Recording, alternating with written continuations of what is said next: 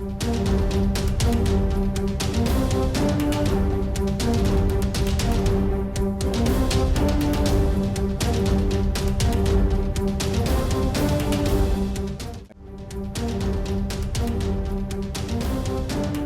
ముందు ఎన్నికల తర్వాత అంతా కాంగ్రెస్ బీఆర్ఎస్ల మాటే. మరి ఈ ఎన్నికల్లో బీజేపీ పాత్రేంటి?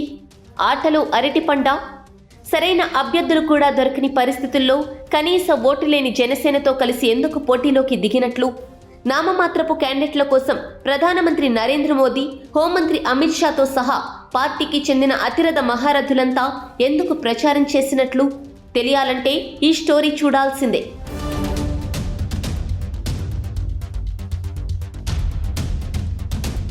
బీజేపీ దేశంలో ప్రస్తుతం అతిపెద్ద పార్టీ. ఎడతెగకుండా ఏళ్ల తరబడి దేశాన్ని పాలిస్తున్న జాతీయ పార్టీ. అంచెలంచెలుగా దేశంలో అధిక రాష్ట్రాలలో ప్రభుత్వాలు ఏర్పరిచి డబుల్ ఇంజన్ ప్రభుత్వాలు నడుపుతున్న పార్టీ. కానీ దక్షిణాదిన మాత్రం ఆ పార్టీకి కొరుకుడు పడదు. కర్ణాటకను 1కి 2 సార్లు కైవసం చేసుకున్నప్పటికీ ప్రశాంతంగా పాలించిన సమయం మాత్రం తక్కువే. ప్రస్తుతం కాంగ్రెస్ పార్టీ అక్కడ ఒక్కసారిగా పుంజుకొని ప్రభుత్వాన్ని ఏర్పాటు చేసింది. దానికి తోడు తెలంగాణ ఎన్నికలకు రాష్ట్ర కాంగ్రెస్కి స్ఫూర్తిగా నిలిచి ఆర్థికంగా ఆదుకుంది అనడంలో సందేహం లేదు. మరొక వైపు తెలంగాణ రాష్ట్ర సమితి ఏకంగా జాతీయ పార్టీగా ప్రకటించుకొని భారతీయ రాష్ట్ర సమితిగా మారి దేశంలోని అనేక పార్టీలను ఒక వేదిక మీదకు తెచ్చేందుకు కృషి చేసిన తెలంగాణ ఆవిర్భావ పార్టీ.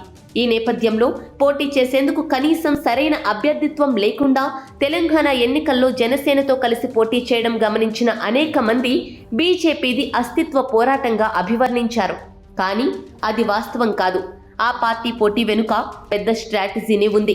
తెలంగాణలో అంతగా పుంజుకోని పరిస్థితుల్లో బీజేపీ పెద్దలు కేసీఆర్తో కలిసి ప్రయాణం చేద్దామనుకున్నారేమో. కేసీఆర్ పక్కలో బల్లెంలా మారిన దూకుడు నాయకుడిగా పేరున్న బండి సంజయ్ని బీజేపీ రాష్ట్ర అధ్యక్షుడి పదవి నుంచి తొలగించి నామకే వాస్తేగా మంత్రి కిషన్ రెడ్డికి కట్టబెట్టారన్న ఆరోపణలు ఉన్నాయి. అయితే బీఆర్ఎస్ ఫౌండర్ కేసీఆర్ మాత్రం కేంద్రం కంట్లో నలుసులా మారారు. పార్టీ విస్తరించి దేశ నాయకుడు అవుతానని బీజేపీని డీఫేమ్ చేయడం షురూ చేశారు.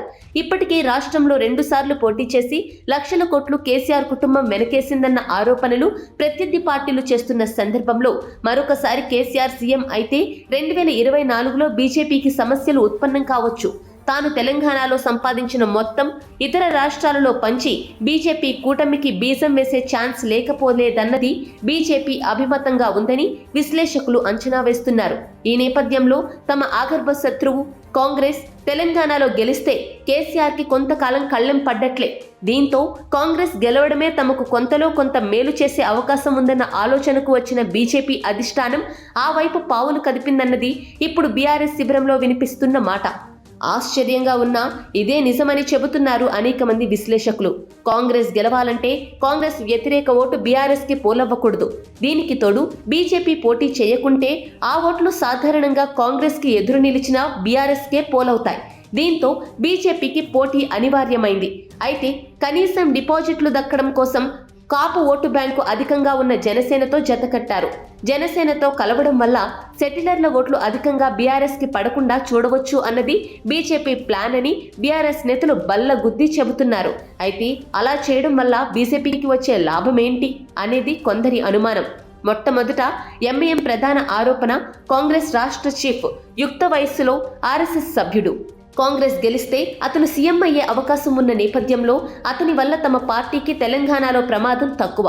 మరోవైపు బీఆర్ఎస్ చేసిన అప్పుల ఊబిలో కాంగ్రెస్ ప్రభుత్వం చిక్కుకుని ఇబ్బందులు పాలయ్యే అవకాశం ఉంది.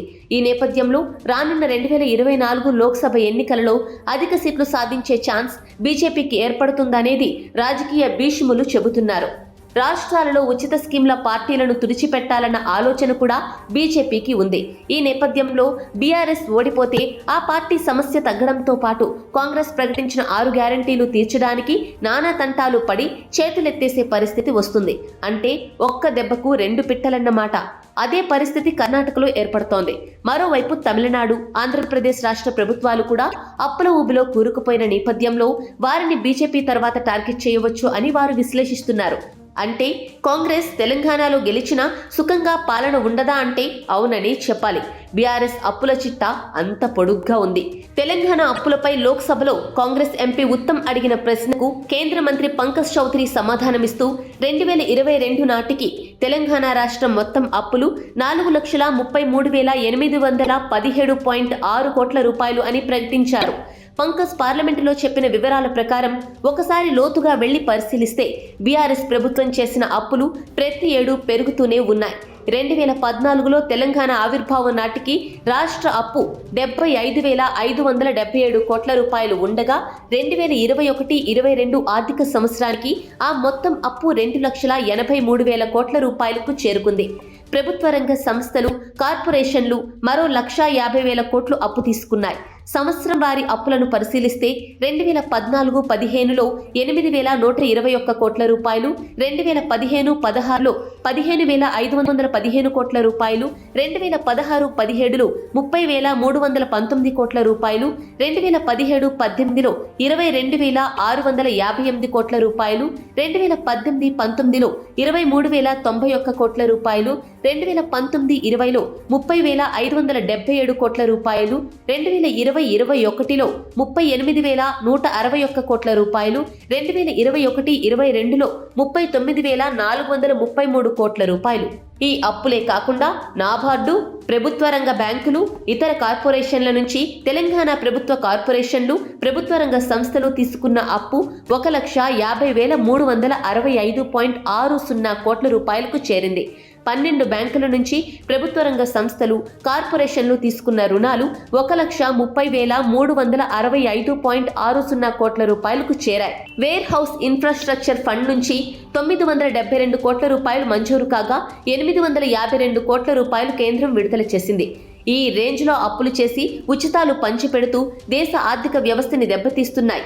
అందుకే ఆయా రాష్ట్రాలను తమ పార్టీ టార్గెట్ చేసింది అని ఓ బీజేపీ వృద్ధ నాయకుడు విశ్లేషించారు. ఈ నేపథ్యంలో కాంగ్రెస్ ఒకవేళ ప్రభుత్వాన్ని ఏర్పరిస్తే ప్రభుత్వ మనుగడ కత్తి మీద సామే. ఎందుకంటే పరిధి దాటిన నేపథ్యంలో అప్పుల విడుదల నెమ్మదిగా కేంద్రం ఆపేసే అవకాశం ఉంది. దీంతో కాంగ్రెస్ కి 2 దక్షిణాది రాష్ట్రాలలో స్ట్రగుల్ తప్పదు. ఒకవేళ బీఆర్ఎస్ మార్జిన్ ఓట్లతో ప్రభుత్వాన్ని ఏర్పాటు చేస్తే అప్పుడు మరొక ప్లాన్తో బీజేపీ ముందుకు రావచ్చు.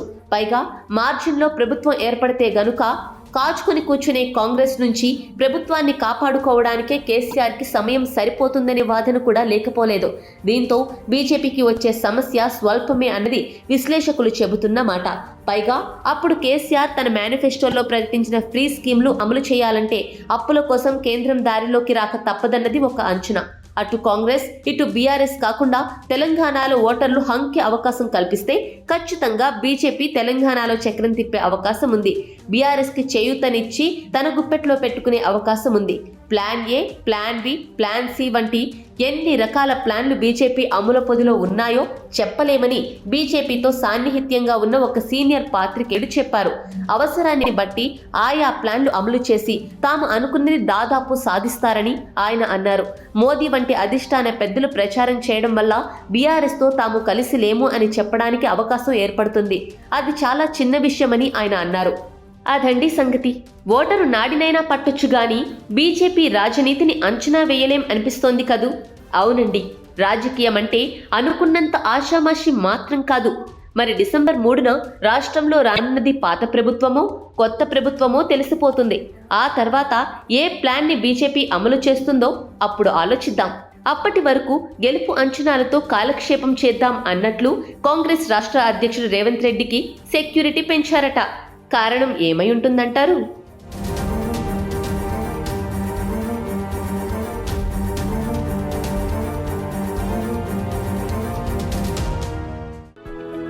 For more interesting updates, do like, share and subscribe to Volga News.